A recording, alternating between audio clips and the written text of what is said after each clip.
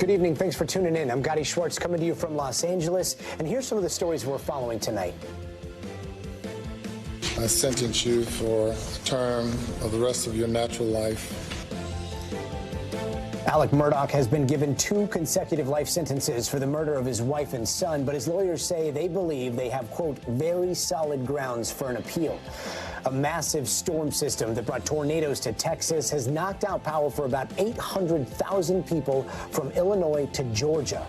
Meanwhile, California remains in a state of emergency. The National Guard here has been called in, and still one local politician points out that what they're facing is hard to comprehend. We're in Southern California, but yet we have had an inundation that has really generated a severe amount of anxiety. Walgreens says they won't distribute abortion pills in states where Republican officials are against it, even if abortions in those states are still legal. And Time magazine is turning 100. And to celebrate, we're going to look back at some of its most talked about covers.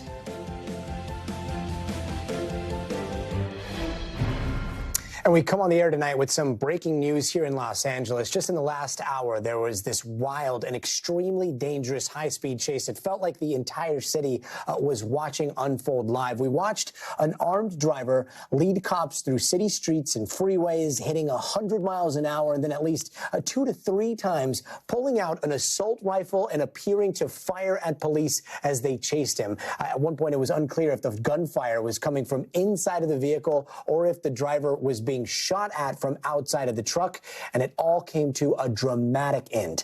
Take a look. We are northbound Western. Oh, this thing just keeps... I believe that they are saying this suspect is shooting out of the window. Oh, clipped that cruiser right there into the street light at 253rd, but we heard that they were shooting out the window, so we have to see how this ends. The suspect's going to try and run now. And there's another cruiser, one stopped with him, another one's driving up to try and get him. He's running across the street. It doesn't seem to have anything. He's trying to carjack another car, but that seemed to be locked. Now a number of CHP officers descending on this person. We see guns might be drawn, this person running, and that they are tackled. They really got them. I think they might have been able to get their hands now. So. And that is how it ended. 3 shootings, at least 3 shootings, and from what we're told, fortunately, no one was hurt. Meanwhile, back-to-back winter storms have buried parts of California in snow, and while some are finally starting to dig out, others are still facing dangerous conditions. 13 counties are under a state of emergency. The National Guard has been called in to help people who have been trapped in their homes for days, and Black Hawk helicopters are being used to check on mountain communities. And while snow looks light and fluffy, 10 feet of snow is extremely heavy. A grocery store roof collapsed yesterday in Crestline. Luckily, no one was hurt there. And firefighters in Lake Arrowhead had a hard time making their way to a house fire. So neighbors tried to dig out paths to find the fire hydrants to help the crews in the snow. And the weather has forced Yosemite National Park to close indefinitely after getting as much as 15 feet of snow. And over in Placer County, an avalanche hit an apartment complex. Local police say no one was hurt, but that wasn't the only avalanche to come out of these relentless snowstorms. The Big Dig Out. High Sierra conditions in the San Gabriel and San Bernardino Mountains. Those who live here know of the beauty and the occasional hardship of being this high up the hill. But these conditions... How many years have you been living up here? About 20 years. Nothing like this. Never anything like this. This is crazy. Janet Watford lives north of Mount Baldy Village, which is now cut off from the ski resort of the same name, the result of an avalanche. This avalanche came down around 7 o'clock in the morning. They've had avalanches before in the San Bernardino, San Gabriel Mountains, but nothing like this.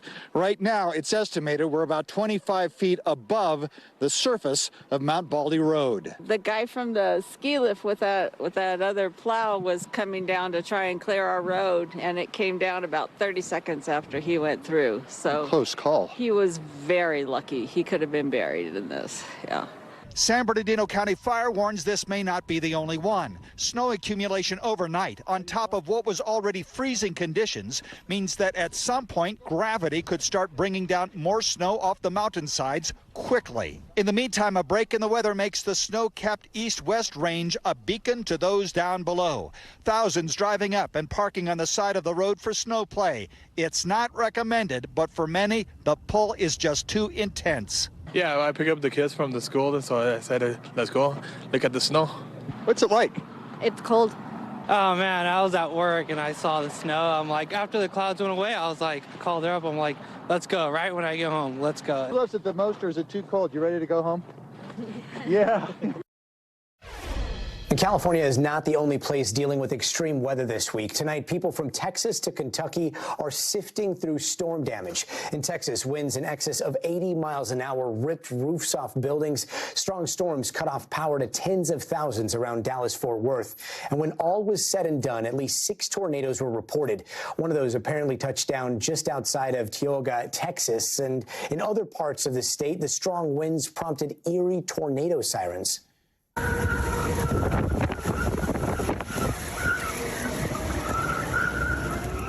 Another apparent tornado caused extensive damage in Kentucky. The storm rolled through quickly, ripping apart homes and even a church. In Arkansas, a storm damaged at least 20 homes. Winds tore down trees and tore up roofs in the town of Kirby. And in Birmingham, Alabama, a storm this morning hurt at least one person. That was when a tree fell on a truck and a home.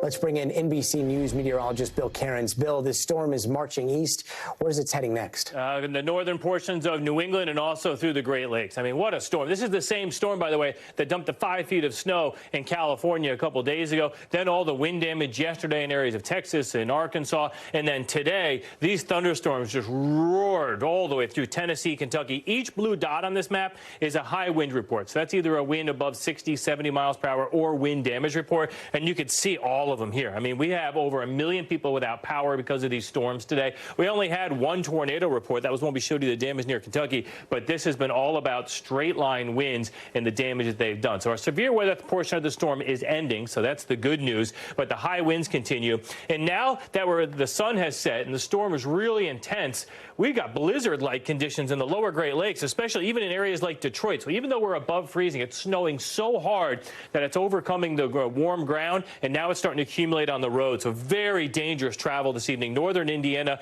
and especially southern portions of Michigan. And we are under those winter storm warnings from Detroit to Kalamazoo up to Saginaw. Chicago was a miss for you, and I don't think anyone's complaining. They're probably happy about that. So a little bit of messy weather tonight, Buffalo to Syracuse. It's really from Albany to Boston northwards. That's where it will be mostly all snow. That's where you have a chance of 6 to 12 inches. This area south of Albany, down through the Catskills, the Poconos, northern half of Connecticut, that's where it's a messy storm. We expect snow over to sleet and then ending as snow during the day tomorrow. So not a huge event. Boston 1 to 3, Albany somewhere close to possibly half a foot. And once you get in the mountainous areas, better chance of that 10 inches. Detroit 3 to 6, but it wouldn't surprise me if some areas near Detroit end up with 10 inches of heavy, wet snow, and we're going to have power outages. So here's how your weekend forecast is going to shape up. Well, watch that storm leaving during the first half of Saturday. Middle of the country's nice. We need a nice day for all that cleanup in Tennessee, Kentucky, Arkansas, northern Georgia, and into the Carolinas. But here comes, Gotti. I know you've been watching it, and everyone on the West Coast. The latest storm is coming on shore, and it is not going to be as bad as the last one, but any additional snow for all these communities struggling so badly to dig out from all the previous ones, it's going to last all the way through Sunday, especially from the central portions of the Sierra northwards all the way up to Mount Shasta and into areas of Oregon. More heavy snow. So how bad will it be? Rainfall, not that bad. We're not going to see a lot of flash flooding or mudslides from this, but the problem, Gotti, is going to be the snow. And this isn't another misprint. Another 1 to 5 feet from Yosemite northwards up to Tahoe and Reno. I mean, I'm sure you've seen the pictures. I mean, there's people standing in their driveways, and the snowbanks are like all the way up here. And the fact that they're looking at feet of snow again, you got to feel for them. Yeah, I saw a school bus covered, and it blew my mind. Bill Cairns, thanks so much. Alec Murdoch was sentenced to life in prison today, and it might have only taken 45 minutes for the jury to find him guilty of the double murder of his wife and son, Maggie and Paul Murdoch. Here's the moment the judge handed down the sentence. In the murder of your wife, Maggie Murdaugh, I sentence you for a term of the rest of your natural life for the murder of Paul Murdaugh, whom you probably love so much. I sentence you to prison for murdering him for the rest of your natural life. The judge called this one of the most troubling cases he has ever presided over in his entire career, especially when you take into account how powerful the Murdoch family is in South Carolina. In fact, the judge had to remove this portrait of Murdoch's grandfather from the courtroom.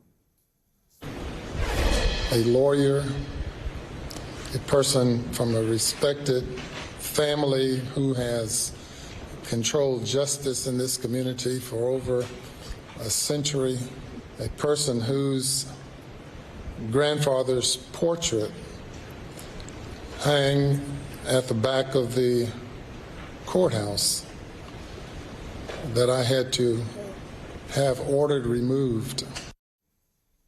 Now, Murdoch's defense team told reporters that they plan to appeal this decision. And in an interview for NBC's Dateline, the attorney says that Murdoch's biggest lie in the case was what it all came down to.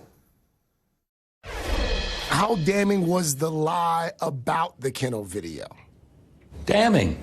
Extremely. Extremely. We were talking about, Jim and I were getting prepared 4 or 5 months ago. And, we were looking for a way to get around, we call it the lie. I mean, every time it's the lie. How do you get around it? How do you explain it? And apparently he didn't. So this case really boiled down to the big lie versus the big why. Why would he do it? And to this day, the why would he do such a thing has never been answered. And those are his defense attorneys. NBC News correspondent Ellison Barber joins me now. Ellison, where is Alec Murdoch now, and what's next here? He is an inmate at a maximum security prison in Columbia, South Carolina. The Department of Corrections in this state released his latest booking photo. In it, you see Alec Murdoch, his head now shaved. He appears to be wearing a yellow prison jumpsuit. He will spend tonight in a jail cell at the Kirkland, a correctional facility, alone. They say he will not have roommates, at least at this point. In the coming weeks, he will be evaluated. His mental health will be evaluated. He will receive a medical evaluation. All of that could take up to 45 days. Then he will be transferred to a more permanent maximum security facility. They say at this current facility where he is now, he will not be allowed to have any visitors for the coming weeks. Gotti? And Ellison, we heard some really direct opinions from the judge today. Were you surprised by that? What was the mood like in the courtroom? Yeah, we started the day thinking that we were going to be talking about all of the impact statements we heard from victims, because victims in this state do have the opportunity to address the court if they so choose. But instead, what everyone was talking about was what we heard from the judge. Alec Murdoch did make a statement when given the opportunity to address the court. He maintained his innocence. Then the judge started talking. He talked to him about the duplicitous life he thinks that he has lived. He talked to him about different moments in the trial. He said at one point, you might not have done this, but the monster you've become, the monster you become when you are taking 20, 30, 40, 50 opioid pills, that monster did do this. At one point, the judge brought up specifically Alec Murdoch's own words when he took the stand in his own defense, when he was talking about the fact that he had lied about being at the kennel with Maggie and Paul Murdoch the night they were killed, minutes before their phones stopped turning on forever. Listen to what the judge said. Oh, what tangle web we weave. What did you mean by that? It meant when I lied, I continue to lie. And the question is, when will it end? When will it end? And it's ended already for the jury, because they've concluded that you continued to lie and lied throughout your testimony. One of our producers who was inside the courtroom said she observed 10 people that she had observed previously serving on the jury back in the courtroom to listen to this sentencing. Alec's sole surviving son, Buster, was there. He was largely emotionless as the sentence was read, as the judge delivered his remarks. One thing that was still missing from the courtroom is that portrait you mentioned of Alec Murdaugh's grandfather. That was hanging prior to this trial to the left of the door that would be directly facing in front of the judge. The judge talked about that, saying, I think about how I removed that portrait so that you could have a fair trial. And as I sit here, he said, and look around this courtroom and think about how you have tried cases here, how other members of your family have for almost a century. He said the state decided not to pursue the death penalty in this case and that he respected that decision.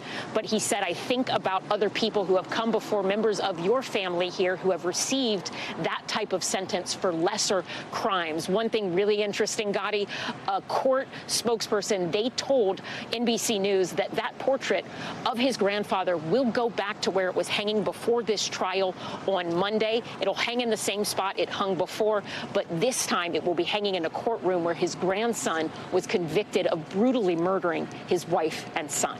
Gotti? Yeah, very different family legacy. Ellison, thanks so much. Well, let's bring in a former prosecutor and criminal defense attorney, Murdaugh Villalona. Murdaugh, one of the jurors told ABC that their votes were initially 2 not guilty, 1 not sure, 9 guilty, but then they got on the same page very quickly. And this is what they said about their decision. So it took basically 45 minutes for you guys to come to a decision? Probably about 45, maybe an hour. That's really fast. Well, the evidence was clear. What made you so sure that he had? His responses, how quick he was with the defense, and his lies, steady lies. Did you feel like he was a liar? A good liar, but not good enough. And South Carolina's AG also said that Murdoch taking the stand was fatal to his defense. So why do you think his defense team did it? I think the defense team did it because, number one, they couldn't control Alex Murdaugh. Remember, the decision to testify can only be made by the defendant himself, that being Alex Murdaugh. That's why they engaged in a colloquy. The judge did with Alex Murdaugh to make sure that he wanted to testify on his own behalf, and he wasn't being forced to.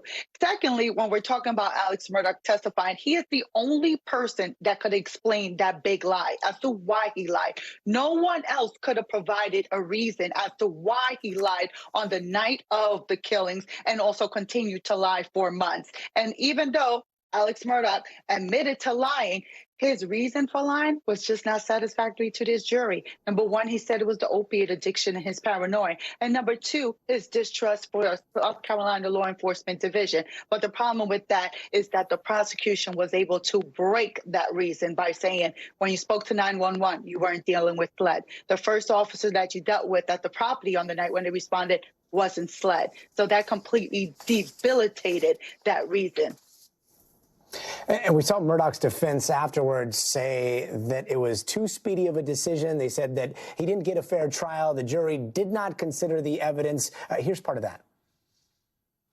What was clear to us with the speed is that the jury really didn't consider the evidence. We think that the judge's ruling that let 2.5 weeks of testimony about the financial crimes totally obliterated any chance of them actually considering the lack of evidence, how SLED screwed up the crime scene, all those sorts of things.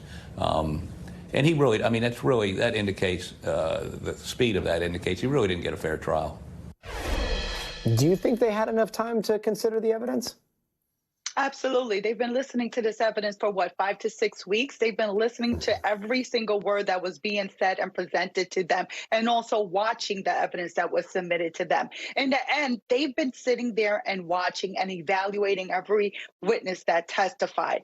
It was a complete game changer when Alex Murdaugh took the stand, because now you have the defendant who is talking, and they needed to determine his believability and his credibility. And when they take into account that he has a history of stop lying and lying in this very same case, and made it much easier for them to make a determination on believability and credibility in this case. And if you couldn't believe the reason for his big lie, then guess what? Then they could have found him guilty, because the prosecution did put forward a circumstantial case, a strong circumstantial case, especially with that kennel video.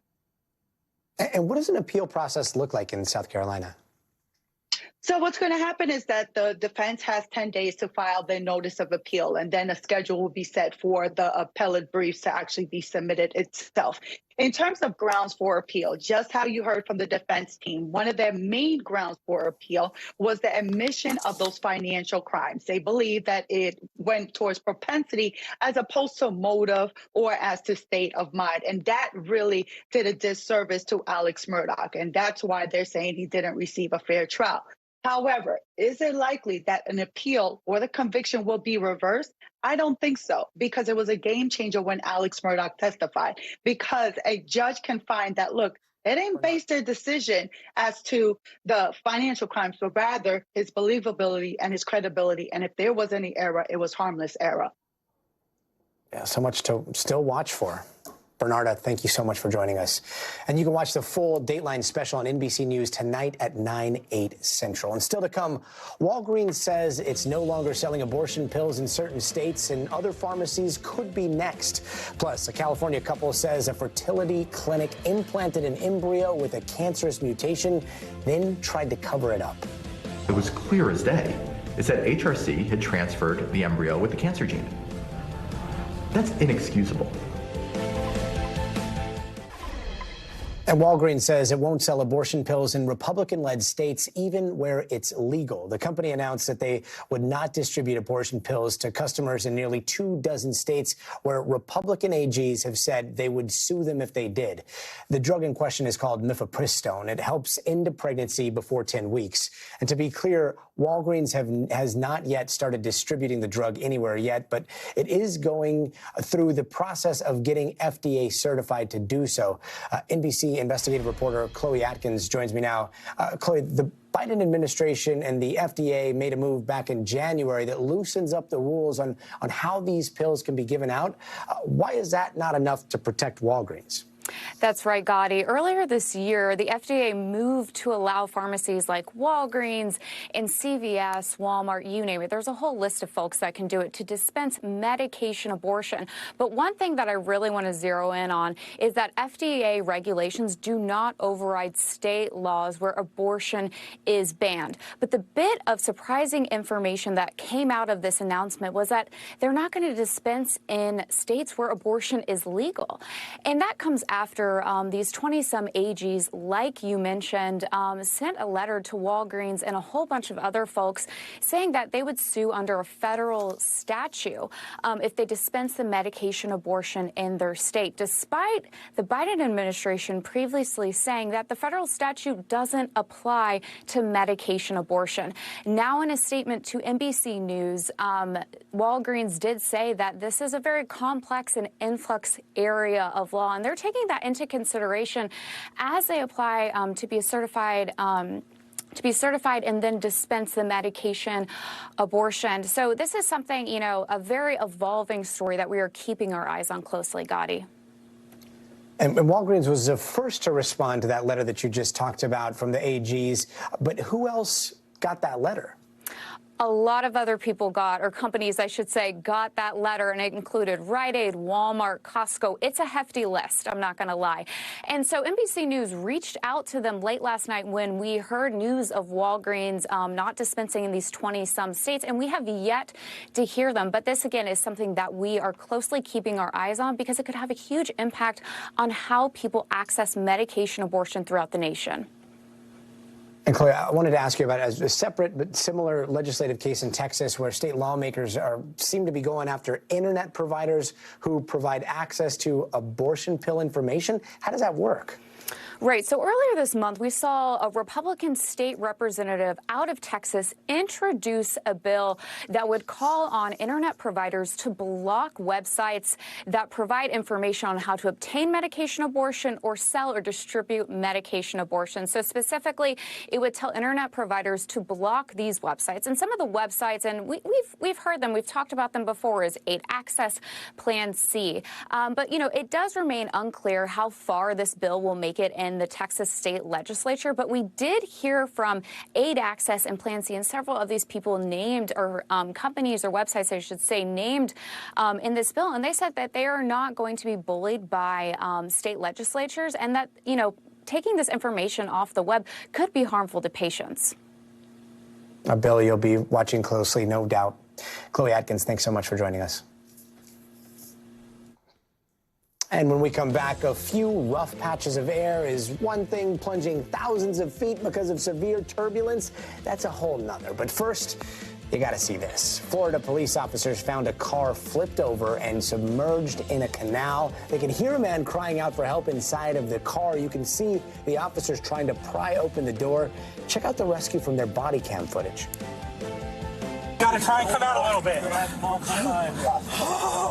Hey, it's confirmed you're the only occupant. I'm asking you again, right? Okay, yeah. This is the first thing we have to do all that. Incredible that he survived. And get this, when the man crashed, it was his phone that automatically sent an SOS signal to police with his exact location. He went to the hospital and is expected to be okay. We'll be right back.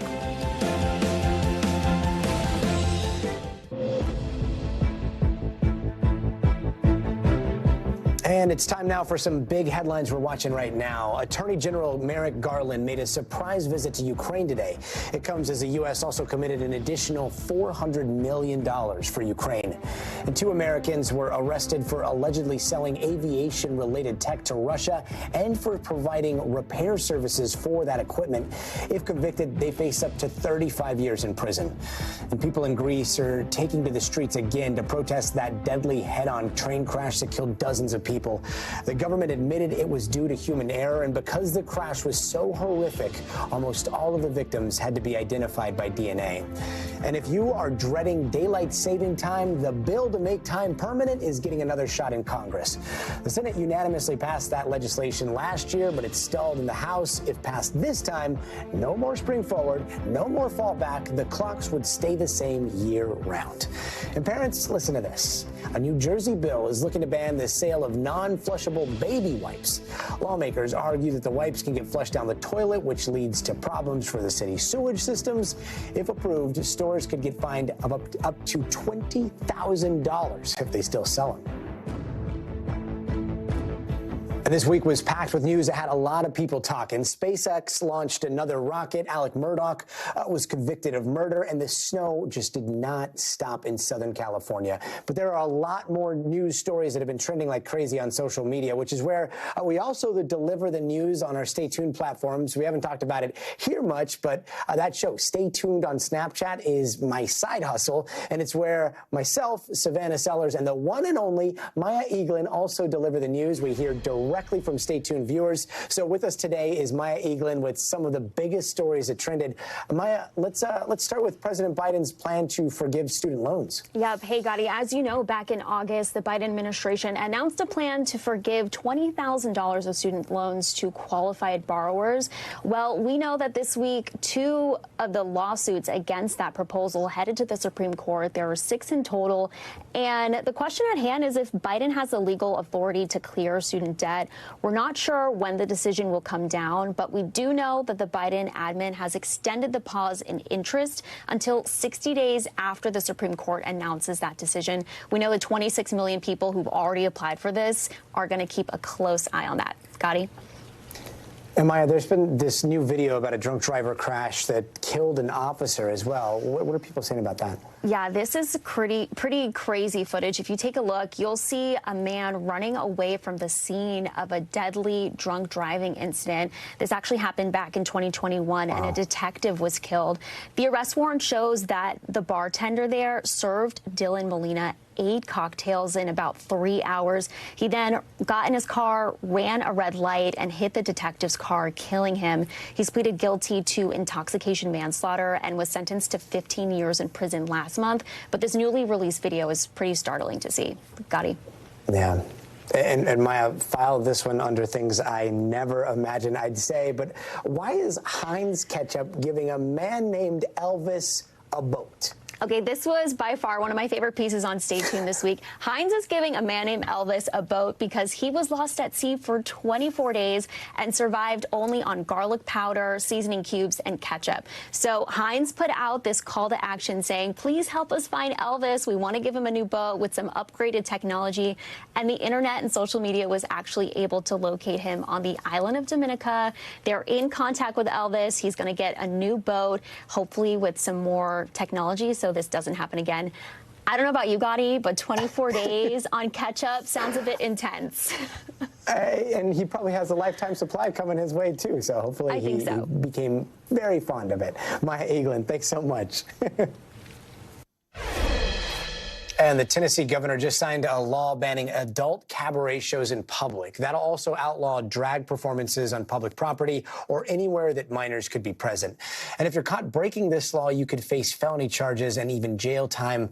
But what constitutes inappropriate or sexual content in public? That is not as clear. Here's NBC News correspondent Antonia Hilton. For 24 years, Dee Dee has built a career performing in drag shows. Are y'all ready for a fabulous show? As a trans woman from rural Tennessee, Dee Dee says drag gave her an outlet and a community, but that community is now on edge. It's definitely very scary. I definitely always get our security to walk us to the car now. I never did that before. This week, Tennessee became the first state to pass a law that will restrict drag performances on public property or anywhere a child could see them. Conservatives say drag shows expose children to sexually suggestive content, while performers here say the law is discriminatory and feels designed to push them back into the closet. I hate it. I absolutely hate it because I can't be myself no more. I have to be what they think I should be. Bill's sponsor, Jack Johnson, argues this law isn't meant to target the LGBTQ community. It's about protecting children. Are you trying to send a signal that some types of communities, some types of people aren't welcome here in Tennessee? The only signal I'm trying to send is that you shouldn't be doing sexually graphic, you shouldn't be simulating sex acts in front of children. The law targets performances that are harmful to minors, but it doesn't say how performances will be determined to be harmful or sexual. Who's going to decide what's sexually explicit, what's inappropriate? Well, the same way any law is enforced with our law enforcement, our district attorneys, the same way they prosecute any other criminal offense. Ken Peters is a pastor and a parent. He organized demonstrations in support of this law. And I think it's ridiculous for folks to think that we Christians shouldn't push our values and our ideology, just like the LGBTQ movement has a right to push theirs. We Christians feel targeted. I know they might feel targeted from this situation. That's really not our heart. We feel like our lifestyle, our culture is You're being the majority. invaded. Most of the lawmakers in there agree with you. How can you feel targeted? We feel targeted in the country as a whole, maybe not in Tennessee. That's why we moved here. Across the country, similar laws are in the works, with conservative lawmakers in at least 13 other states advancing bills to restrict drag. For Dee Dee, Tennessee is home. Her family is here. So she says her only option is to stay and fight. Any kind of a discriminatory bill like this, they are trying to bully you. We are a very, very strong community, and so we're not going anywhere. And parents are suing a California fertility clinic, claiming it accidentally implanted an embryo that carried a genetic mutation for a deadly stomach cancer, then tried to cover it up. Gordon Tokamatsu from NBC LA has the story. I wouldn't want anyone on earth to experience this type of pain. A father's anguish over his baby boy's future. A mother's tears recounting the moment she found out. And just picturing my happy baby boy going through that My world just crushed. Melissa and Jason Diaz moved heaven and earth to make sure their son, now 1 year old, would be spared Jason's genetic predisposition for stomach cancer. It's a disease that killed 2 of Jason's aunts and one that he developed at age 32. So they went to the Huntington Reproductive Center, also known as HRC. This is the center's office building in Pasadena, where they consulted with a doctor named Bradford Kolb. 100% trusted them.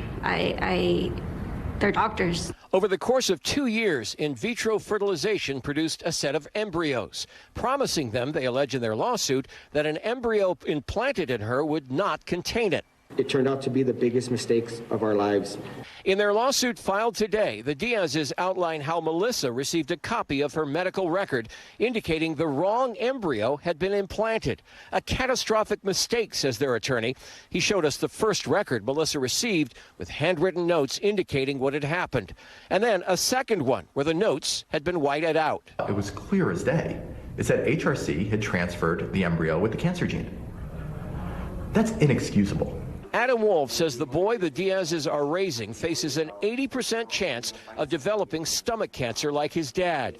He must now be watched carefully for any signs of gastric illness. Like his dad and his dad's sister, complete removal of his stomach could be in his future. How much did all this cost you? Oh, God, I'm still paying. No idea. But the biggest cost is knowing the daily pain and discomfort their baby boy faces, a life of medical procedures and uncertainty that Jason says he wouldn't wish on anyone. Late today, HRC issued a statement to NBC4 in response. It says in part that the Diazes sought genetic testing and genetic counseling outside of HRC and with an outside party. It adds that HRC transferred the embryo according to the family's explicit wishes and in accordance with the highest level of care. Jason and Melissa say despite all of this, they still plan to expand their family, but Melissa is terrified of the entire fertility clinic process. They're just focusing right now on the health of their baby boy and whatever the future may hold for him. In Pasadena, Gordon Tokumatsu, NBC4 News. And we are following some breaking news out of Pennsylvania tonight. According to our local affiliate there, University Park Airport in State College grounded all flights because of a possible explosive device found inside of a piece of luggage. A bomb squad has been called to the scene and the terminal has been evacuated. An official with the airport says there were no incoming or outgoing flights scheduled at the time of the evacuation. Now, earlier this week, the FBI arrested another man who they say tried to bring an explosive device on board a flight headed from another airport in Pennsylvania to Florida. The device was found hidden in the lining of a baggage and also contained several fuses. And if those stories weren't frightening enough, a lot of us have been on a bumpy flight or two, but how about suddenly dropping the length of 2 Empire State Buildings? Here's how one passenger described the turbulence he experienced during an international flight earlier this week. They gave us service as normal, gave us drinks, and then when they were walking with the drinks, it got really bumpy, and then at one point, the plane completely just like dropped, and everything, all the food and everything just flew everywhere, and it was pretty scary, honestly, for a little bit. Pretty scary. He is playing it very calm there. 7 people had to be taken to the hospital after the flight traveling from Texas to Germany had to land at Washington on Wednesday. And guess who else was on that flight? Matthew McConaughey and his wife, Camilla, according to their Instagram. She said the plane dropped almost 4,000 feet. She described it as chaos and that the turbulence just kept coming. Earlier that same day, a Spirit Airlines flight from Dallas to Orlando was also diverted after a battery in an overhead bin caught on fire. Luckily, a retired firefighter was on board. He was able to help the crew. 10 people were taken to the hospital after this flight landed. And the CDC is calling it, quote, a serious public health threat. And what they're talking about is a new drug-resistant strain of the stomach flu that's sending kids and adults flocking to ERs all across the country. NBC's Maggie Vespa has the story. Tonight, the latest chapter in America's monster cold and flu season, making stomachs churn coast to coast. Mama's got a house full of sick babies. The CDC flagging stunning surges in multiple debilitating stomach bugs, namely norovirus. The rate of tests coming back positive nearly doubling since January, now at a staggering 17%. The ultra-contagious virus, which can cause days of vomiting, diarrhea, and fever, clobbering kids and adults alike. Yeah, I'm traumatized a little bit. Chicago area wife and mom Emily Ferret says the bug hit 4-year-old Hannah first, then swept through the family, hitting her and her 2-year-old Levi at the same time. We're texting my husband. I'm like, you need to come home from work. It was so intense. I was like, I don't know how to function right now. Many families rushing to emergency rooms. Does that mean they've been throwing up for some period of time, like it's been ongoing? Yeah, so some people say, hey, I've been vomiting for several days. I can't keep anything down. The treatment is supportive care. So things like staying hydrated, resting when you can. This week, the CDC also sounding a separate alarm about Shigella, another stomach bug that in the last decade has increasingly become drug resistant. 5% of cases last year deemed almost untreatable. The agency calling the bacteria a serious public health threat. That was Maggie Vespa. Thanks so much. And he's been waiting more than 60 years for this moment. When we come back, we're going to introduce you to Colonel Paris Davis, the latest Medal of Honor recipient. So stay tuned.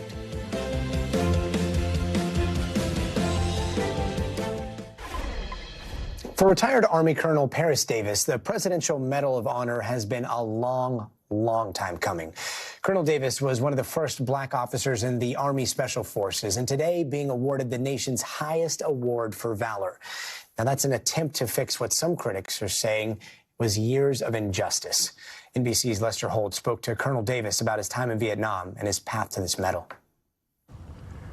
Paris Davis has been waiting more than a half a century for his country to honor his heroism. Davis crawled through blood, mud, pain, and withering enemy fire, carrying his wounded comrades on his back to reach this moment at the White House. That it took a battle against bureaucracy for him to receive the Medal of Honor leaves many who have heard his story dumbfounded. It's been a long time coming. What's the moment feel like?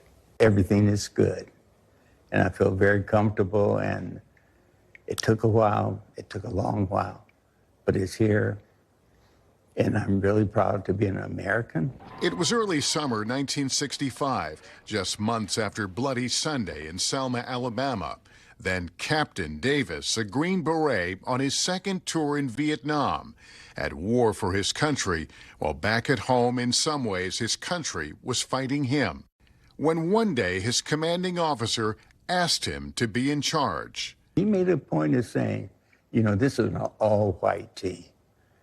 As a black man, do you think you could handle it? I said, no problem right here, sir. There's a couple of guys from Alabama, one from Mississippi. Is that going to be a problem? I said, I don't think so, sir. He and 3 other Special Forces soldiers were tasked with training South Vietnamese troops. Then, one June night, he led them into a ferocious battle. Specialist Robert Brown was wounded and pinned down. Davis crawled out to get him, suffering a shrapnel wound from a grenade. It knocked out some of my teeth and trigger finger. And my trigger finger was shot off. Yeah. It hurt, but it didn't hurt that much that I was stopped. And once I got out there, Brown said to me, sir, am I going to die? And I remember saying to him, not before me. After rescuing Brown, Davis crawled back onto the battlefield to help Master Sergeant Billy Waugh, who was pinned down, his leg in tatters. Had him to take his one good leg and wrap it around my body. And it was mud and blood. I mean, it was just a hell of a place to be. Davis's heroism led his commander to nominate him for the Medal of Honor, but the Army lost the paperwork. He was renominated 4 years later, and again, it vanished. Some blame racism. Ron Dice fought with Davis, one of many who advocated for this honor. Is there any really plausible explanation as to how this could have happened? I don't have one. You think it was race? I do. I absolutely do. Did you fear that it would never happen? I forgot that it could happen. Today at the White House, an honor delayed, but so richly deserved. Our thanks to Lester for that report.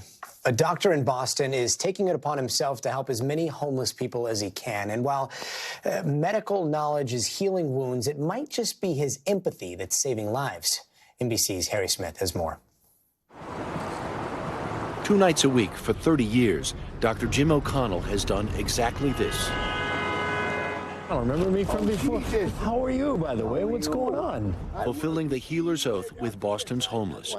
His patient this night, Michael, tells us he spent a good portion of his life in prison. Right here. Right there? As his regrets spill out, O'Connell tends to the cut hand. Thank you. O'Connell urges Michael to come to a clinic. No telling if he'll show. Who's out here? Who's out on the streets? Oh, it's a real mix of people. For example, about 25% of the men that we'll see out here cannot read or write. He says most have endured significant trauma, physical, psychological. Many self-medicate, are addicted. And little did I understand how complicated it was. And you can do a lot to ease their suffering and help them out, even though you may not end their homelessness. That's some sandwiches. I'll get you hot chocolate, too. A classroom whiz at Notre Dame, he studied philosophy and theology, then Harvard Medical School.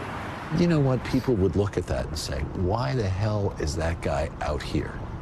I don't know exactly how to answer that. I was lucky to be thrown into it and lucky that it hit the right nerves for me. And lucky for the patients of the Boston Health Care for the Homeless program he helped build, the envy of many a city. I love this place. It's really, really all I have in my life. How are you? O'Connell seems to have a special instinct for people at risk. His most important skill, listening, learned in his years as a bartender. His life's work featured in a new book. Should we be more empathetic as a public? Yeah, I think that's a tall order for a public, but I would say if the public had a chance to see what we've been watching for years, you couldn't help but be empathetic. Harry Smith, NBC News, Boston. Such a soft-spoken inspiration. Still ahead, unforgettable images. Time magazine is celebrating 100 years of its iconic covers, and we're going to look back at those that captured history and those that even made history. But first, if you're a fan of some savory flavors with your sweet tooth, this might be for you. Baskin-Robbins is rolling out a new flavor. It is chicken and waffles. The ice cream giant describes it as buttermilk waffle ice cream with crispy chicken and waffle-flavored bites, all drizzled with bourbon maple syrup swirl. Baskin-Robbins also points out that there is not actual chicken in the ice cream. I don't know. Just looking at that, I am very hungry all of a sudden. But I might have to stick to my cookie dough because there's nothing better than cookie dough. Who knows? Could be delicious. Stay tuned. We'll be right back.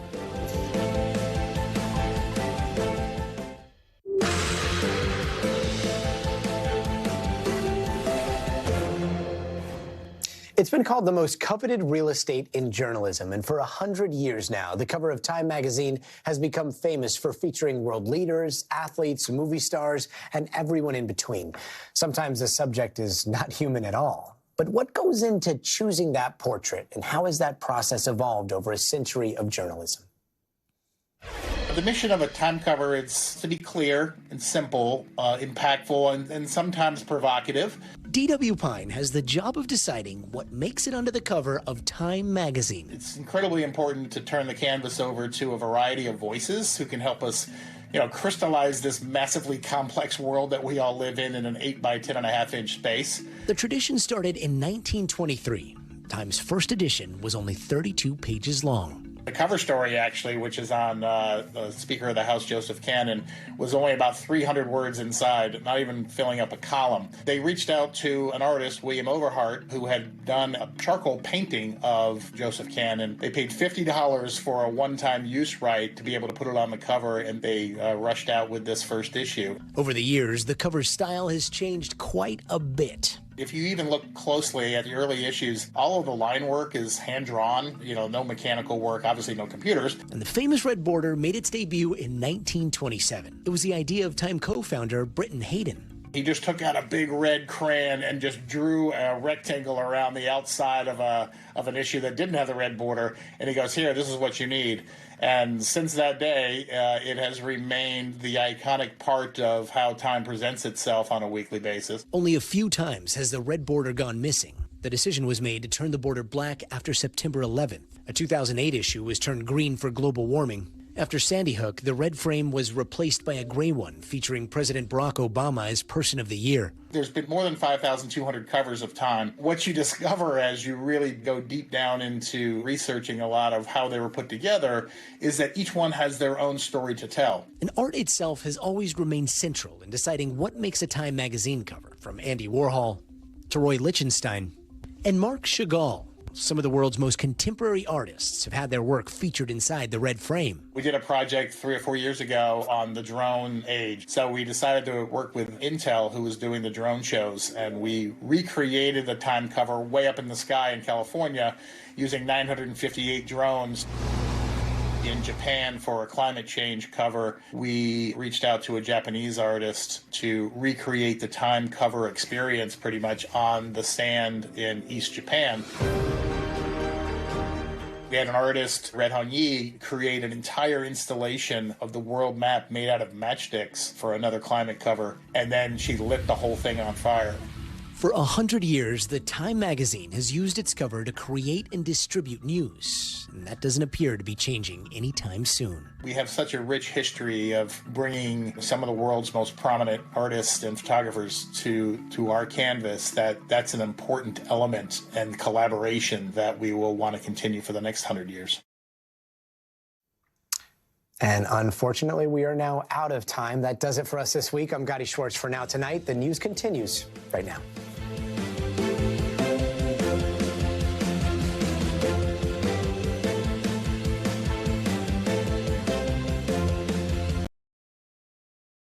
Thanks for watching our YouTube channel. Follow today's top stories and breaking news by downloading the NBC News app.